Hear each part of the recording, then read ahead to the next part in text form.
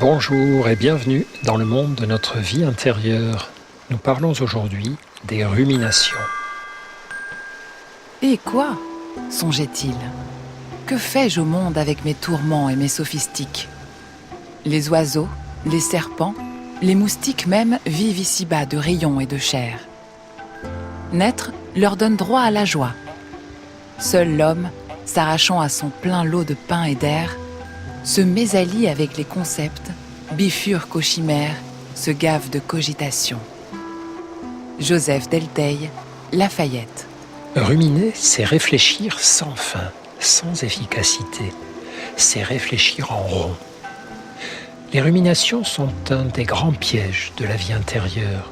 On est alors absorbé par des pensées circulaires, répétitives, stériles, épuisantes. Les ruminations sont un leurre. Malgré notre intelligence, elles nous trompent car on croit réfléchir alors qu'on ressasse. Elles nous abusent car on pense être dans le réel de nos soucis, alors qu'on est dans le virtuel de nos craintes ou de nos regrets. Pourquoi nous laissons-nous piéger ainsi ? Parfois tout simplement par habitude, la triste habitude mentale, prise depuis des années, de ressasser à l'infini nos problèmes. Parfois, c'est parce que l'émotion de peur, de tristesse, de honte est très forte.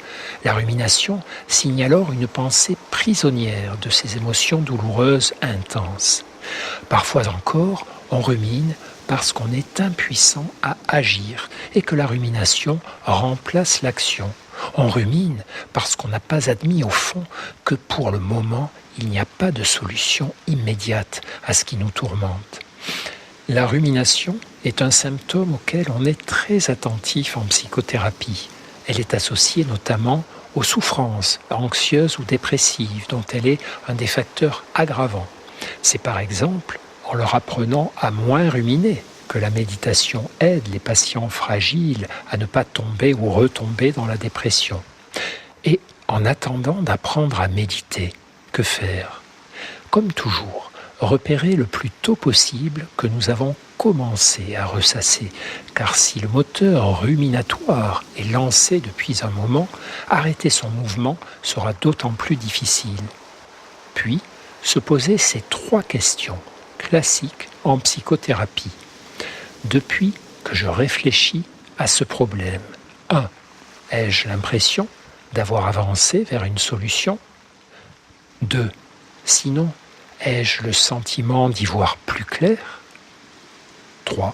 Sinon, enfin, est-ce que je me sens soulagé d'y avoir pensé ? Si je réponds non à ces 3 interrogations, c'est que je ne suis plus en train de réfléchir, mais de ruminer, et qu'il me vaut mieux arrêter.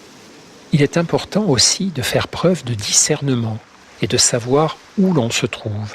Suis-je encore dans le réel, c'est-à-dire est-ce que je raisonne à partir de faits concrets, ou bien suis-je parti dans un virtuel sans fin et sans réponse, le virtuel de mes angoisses, comment tout cela va-t-il finir, ou le virtuel des causes possibles à mes souffrances, pourquoi est-ce que tout cela m'arrive, à moi, maintenant ? Dans ces moments, paradoxalement, le meilleur allié pour s'arracher à nos ruminations, ce n'est plus notre cerveau, mais notre corps. Se lever, bouger, aller marcher. Les études montrent que 10 minutes de marche rapide diminuent nettement le flux de nos ruminations.